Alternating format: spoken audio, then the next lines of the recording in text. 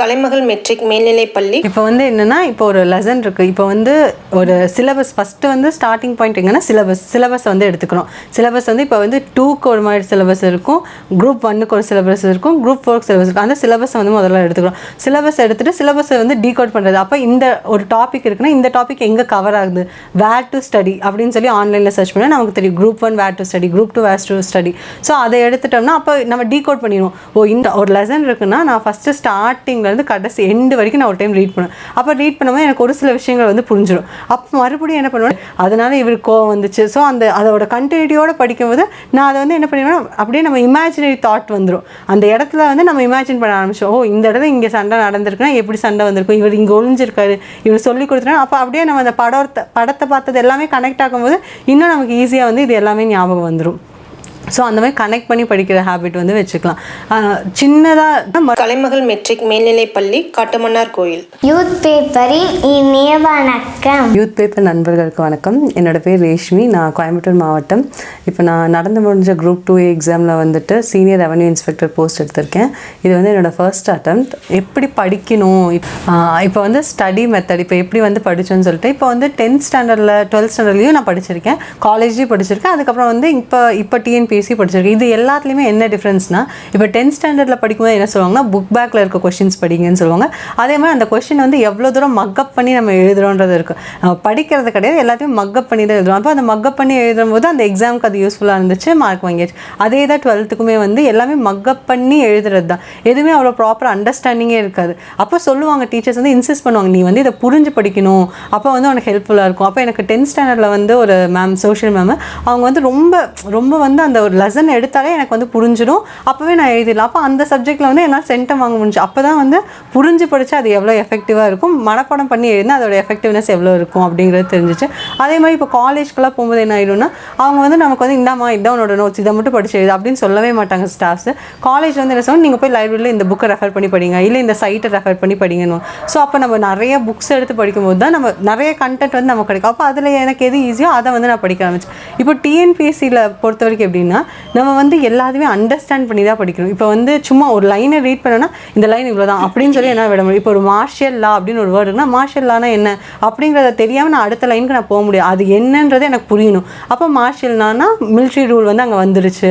So அந்த மாதிரி ஒவ்வொரு வேர்டுமே வந்து நம்ம புரிஞ்சு தான் படிக்கணும். புரிஞ்சு அந்த இடத்துல என்ன நடக்குதுன்றதை படிக்கணும். இப்போ வந்து எப்படி புரிஞ்சுக்கிறது, இப்போ வந்து ஒரு லெசன் இருக்குன்னா நான் ஃபஸ்ட்டு ஸ்டார்டிங்லேருந்து கடைசி எண்டு வரைக்கும் நான் ஒரு டைம் ரீட் பண்ணுவேன். அப்போ ரீட் பண்ணும்போது எனக்கு ஒரு சில விஷயங்கள் வந்து புரிஞ்சிடும். அப்போ மறுபடியும் என்ன பண்ணுவேன்னா, மறுபடியும் செகண்ட் டைம் வந்து ரீட் பண்ணுவோம், இன்னும் பாதி விஷயங்கள் எனக்கு புரிஞ்சிடும். அப்போ ஒரு சில வார்த்தைகள், புரியாத வார்த்தைகள் என்ன பண்ணுவோம், அது என்னன்றதை வந்து தெரிஞ்சுட்டு நான் படிக்கணும். ஸோ நான் இப்படி தேடும் போது ஐயோ எனக்கு டைம் வேஸ்ட் ஆகுது அப்படின்னு நம்ம யோசிச்சோம்னா நம்ம படிக்கிறது வந்து வேஸ்ட் ஆகிடும்.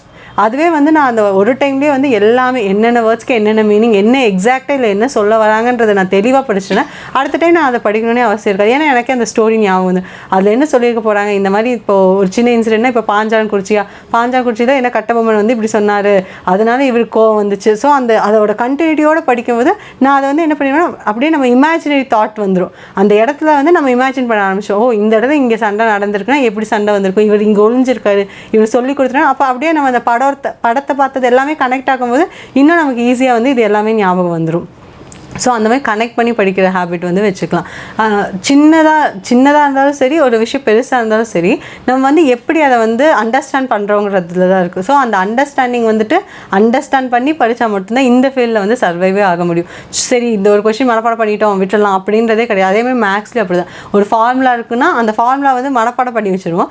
சம்டைம்ஸ் என்ன ஆகிடும்னா எக்ஸாமில் போய் அந்த ஃபார்முலா மறந்துடும். அப்போ வந்து என்னென்னா அந்த ஃபார்முலா எப்படி வந்துச்சுன்னு சொல்லி ஸ்பெசிஃபிக்காக நிறைய யூடியூப் சேனல்ஸில் போட்டிருப்பாங்க. ஸோ அது எல்லாத்தையுமே நாங்கள் எடுத்து பார்த்தோம். அப்போ அதை எடுத்து பார்க்கும்போது அந்த ஃபார்முலா வந்து இந்த ஷேப்பில் போட்டு இந்த மாதிரி போட்டால் தான் இந்த ஃபார்முலா இந்த இடத்துல வரும் அப்படிங்கிறது வந்து ஞாபகம் இருக்கும். ஸோ எல்லாமே அண்டர்ஸ்டாண்டிங் தான் வந்து இதில் வந்து கோர் பாயிண்ட்டாகவே இருக்குது. இப்போ வந்து என்னென்னா, இப்போ ஒரு லெசன் இருக்குது. இப்போ வந்து ஒரு சிலபஸ் ஃபஸ்ட்டு வந்து ஸ்டார்டிங் பாயிண்ட் எங்கன்னா சிலபஸ் வந்து எடுத்துக்கணும். சிலபஸ் வந்து இப்போ வந்து 2க்கு ஒரு மாதிரி சிலபஸ் இருக்கும், குரூப் 1க்கு ஒரு சிலபஸ் இருக்கும், குரூப் 4க்கு சிலபஸ் இருக்கும். அந்த சிலபஸை வந்து முதல்ல எடுத்துக்கணும். சிலபஸ் எடுத்துகிட்டு சிலபஸை வந்து டீகோட் பண்ணுறது. அப்போ இந்த ஒரு டாபிக் இருக்குன்னா இந்த டாபிக் எங்கே கவர் ஆகுது, வேர் டு ஸ்டடி அப்படின்னு சொல்லி ஆன்லைனில் சர்ச் பண்ணால் நமக்கு தெரியும் group 1 where to study, group 2 where to study.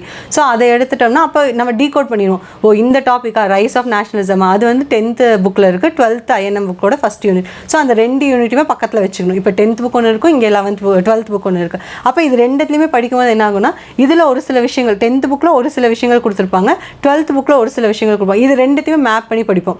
So map பண்ணி படிக்கும்போது என்ன ஆகுனா இந்த ஒரு லெசன் இருக்குன்னா இதில் ஃபுல்லாக ஒரு டைம் ரீட் பண்ணிடுறோம், அடுத்து செகண்ட் டைம் ரீட் பண்ணுறோம், கொஞ்சம் அண்டர்ஸ்டாண்ட் வருது. அதே மாதிரி இந்த சைடு 12th புக் வரும், அதுலேயும் ஃபஸ்ட் ஒரு டைம் ரீட் பண்ணுறோம், செகண்ட் ஒரு டைம் ரீட் பண்ணுறோம். ஸோ அப்போ இங்கே ரெண்டுத்துலையுமே ஒரு அண்டர்ஸ்டாண்டிங் வந்துடும். அப்போ அண்டர்ஸ்டாண்டிங் வந்ததுக்கப்புறம் நம்ம என்ன பண்ணுறோம்னா சரி ஓகே இப்போ நான் வந்து என்ன பண்ணுவேன்னா நான் படிக்கிறத இன்னொருத்தருக்கு நான் சொல்லிக் கொடுக்குற மாதிரியே தான் படிப்பேன். ஸோ அப்போ நான் எனக்கு நல்லா தெளிவாக புரிஞ்சால் தான் நான் இன்னொருத்தருக்கு அதை சொல்லிக் கொடுக்க முடியும். நானும் என் ஃப்ரெண்டும் வந்து சேர்ந்து படிச்சுனா என்ன பண்ணுவோன்னா ஒரு லெசன் வச்சுக்கோ, நான் இந்த 2 லெசன் படிச்சுக்கிறேன், நீ இந்த 2 லெசன் படிச்சுக்கோ அப்படின்னு சொல்லி வச்சுட்டோன்னா இப்போ நான் அந்த 2 லெசனை தெளிவாக என் ஃப்ரெண்டுக்கு எக்ஸ்பிளைன் பண்ணணும் அப்படின்ற தாட் எனக்கு இருக்கும். அப்போ நான் வந்து எனக்கு நல்லா புரிஞ்சாதான் நான் சொல்லிக் கொடுக்க முடியும். ஸோ அப்போ வந்து இன்னும் அதை பெட்டராக புரிஞ்சுக்கணும், நான் இவங்களுக்கு டீச் பண்ண போகிறேன், அப்போ நான் பெஸ்ட்டாக டீச் பண்ணணும் அப்படின்ற தாட் இருந்துச்சுன்னா நம்ம இன்னும் நல்லா கிளியர் கட்டாக படிப்போம். அதே மாதிரி என் ஃப்ரெண்டு படித்து எனக்கு சொல்லிக் கொடுக்குறது வந்து எனக்கு நல்லா யூஸ்ஃபுல்லாக இருக்கும். ஸோ யாருக்கு எந்த சைடு வந்து ஸ்ட்ராங்காக இருக்கோ, இன்னொரு சைடு வந்து இப்போ எனக்கு மேக்ஸ் வரல, என் ஃப்ரெண்டுக்கு நல்லா மேக்ஸ் வருதுன்னா அப்போ நான் என் ஃப்ரெண்டுக்கிட்ட இருந்து எனக்கு இந்த மேக்ஸ் கொஞ்சம் சொல்லிக் கொடுப்பேன்னா அவங்க எனக்கு நல்லா சொல்லிக் கொடுத்துருவாங்க. அப்போ எனக்கு வந்துட்டு கரண்ட் அஃபேர்ஸ் நல்லா வருது, நான் அந்த கரண்ட் அஃபேர்ஸ் ரீட் பண்ணி நான் அவங்களுக்கு நல்லா சொல்லிக் கொடுப்பேன். ஸோ இந்த மாதிரி வந்து ஒரு கம்பைன் ஸ்டடீஸ் வந்து இருந்துச்சு, அதுவும் ரொம்ப ஹெல்ப்ஃபுல்லாக இருக்கும். ஸ்டடிங் வந்துட்டு எப்படின்னா ஃபஸ்ட்டு ஒரு இனிஷியல் டேஸில் இப்போ வந்து அந்த எப்படி படிக்கணுன்றது அண்டர்ஸ்டாண்ட் ஆகிறதுக்கே நமக்கு ஒரு கொஞ்சம் டைம் எடுத்துரும். அப்போ அந்த டைம் எடுத்து அப்புறம் நமக்கு புரிஞ்சிடும், ஓ இப்படி தான் படிக்கணும். அது வந்து எப்போ புரியும்னா நம்ம ஒரு டெஸ்ட்டு போட்டால் தான் புரியும். ஒரு டெஸ்ட்டு நான் அட்டன் பண்ணும்போது தான் எனக்கு தெரிஞ்சிச்சு, ஓ இதில் இப்படி தான் கொஸ்டின் கேட்குறாங்க, அப்போ அது எப்படி கொஸ்டின் கேட்குறாங்கன்னு தெரிஞ்சால் தான் அதுக்கேற்ற மாதிரி என்னால் வந்து ப்ரிப்பேர் பண்ண முடியும். ஸோ அப்போ இந்த மாதிரி தான் கொஸ்டின் வருது அப்படின்னு சொல்லி ஒரு ப்ரிப்பேர் வருது. அப்போ நான் என்ன பண்ணுவேன், ஃபஸ்ட்டு ஒரு டைம் படிச்சிடும் போய் உடனே டெஸ்ட், அப்போ எனக்கு மார்க் வரவே வராது. அப்போ அடுத்த டைம் என்ன பண்ணுவேன்னா ஒரு 2-3 டைம் படிச்சிருப்பேன், ஒரு டைம் ரிவிஷன் பண்ணியிருப்பேன், அப்போ எழுதும்போது என்னோட மார்க் இன்னும் கொஞ்சம் ஹை ஆகும். அடுத்து என்ன பண்ணுவேன்னா நான் நல்லா படிச்சிருப்பேன், அப்போ வந்து என் ஃப்ரெண்ட் இப்போ படிக்கலன்னு சொன்னால் நான் அவங்களுக்கும் சொல்லிக் கொடுப்பேன். அப்போ சொல்லிக் கொடுக்கும்போது நான் என்ன ஆட்டோமேட்டிக்காக நான் ரீகால் பண்ணிடுறேன். ஸோ அந்த ரீகால் பண்ணும்போது என் மார்க் இன்னும் ஹை ஆகுது. ஸோ இதுதான் அந்த ப்ராசஸ். ஃபஸ்ட்டு நல்லா நம்ம படிச்சிடறோம், படிச்சுட்டு எழுத மார்க் கம்மியாக தான் இருக்கும். ரிவைஸ் பண்ணி எழுதினோம்னா இன்னும் கொஞ்சம் மார்க் ஆகும். இதுவே நான் ரீகால் பண்ணி எழுதினேன்னா இன்னும் என் மார்க் வந்து கொஞ்சம் இன்னும் நல்லா டாப்பில் வந்து மார்க் போகும். ஸோ அந்த மாதிரி ஸ்ட்ராட்டஜி தான் ஃபாலோ பண்ணேன். கொஸ்டின் இருக்குது, நான் வந்து அதை சிம்பிளாக இப்போ நான் கோஆப்ரேஷன் மூமெண்ட்டு ஒன்று இருக்குது, அதை வந்து நான் சிம்பிளாக படிச்சிட்டேன்னா அது எனக்கு என்ன ஆகிடும்னா அது வந்து ஒரு காலப்போக்கில் கொஞ்சம் மறந்துடும் எனக்கு. அப்போ நான் திருப்பி ரீகால் பண்ணாதான், இப்போ நான் அதுக்கே நான் வந்து ஒரு கதை வச்சுக்கிட்டேன், அதுக்குன்னு சொல்லி ஒரு ஸ்டோரி வச்சுக்கிட்டேன்னா எனக்கு வந்து ஈஸியாக ரிமெம்பர் ஆகும். இப்போ வந்து ஒரு சின்ன சின்ன ஹிண்ட் மாதிரி தான். இப்போ இந்த நான் கோஆப்ரேஷன் மூமெண்ட் அப்படின்றதே வந்துட்டு என்ன பண்ணிடுவேன்னா ஒரு சின்ன ஹிண்ட்டு தான். நான் கோஆப்ரேஷனில் என்னன்றது வந்து ஸ்டார்டிங் லெட்டர், அதேமாதிரி கோஆப்ரேஷனில் சீன்றது ஸ்டார்டிங் லெட்டர். ஸோ இது ரெண்டுத்தையும் வந்து எடுத்துட்டேன்னா அப்போ அங்கே எப்போவுமே வந்து ஒரு செஷன் வச்சு தான் ஒரு மொமெண்ட்டை வந்து கன்ஃபார்ம் பண்ணுவாங்க. ஸோ அப்போ வந்து அது எந்த செஷன், கல்கட்டா செஷன் வரும், நாக்பூர் செஷன் வரும், அப்போ இந்த 2 செஷன் கூட கனெக்ட் பண்ணிக்கணும். ஸோ இந்த மாதிரி எதை படித்தாலும் ஒரு ஹிண்டோட, அதே மாதிரி இப்போ ஒரு ரிவர் பற்றி படிக்கிறேன் அப்படின்னா ஒரு காவேரி ரிவர், அப்போ அந்த காவேரி ரிவர் நானே வந்து வரைஞ்சிக்குவேன், பக்கத்தில் ஒரு நோட் வச்சு வரைஞ்சிக்குவேன். அப்போ இப்படி காவேரி ரிவர் போகுது, அந்த இடத்துலேருந்து ஒரு பாயிண்ட்லேருந்து 3 வந்து பிரியும். ஸோ அந்த 3 வந்து பிரியுது. அப்போ நான் வந்து எனக்கு எக்ஸாம் போனோன்னே என்ன மைண்டில் வரும்னா நம்ம அதை வரைஞ்சி பார்த்தோமே, இந்த இடத்துல அது வந்துச்சு, அப்புறம் 3 பிரிஞ்சிச்சு.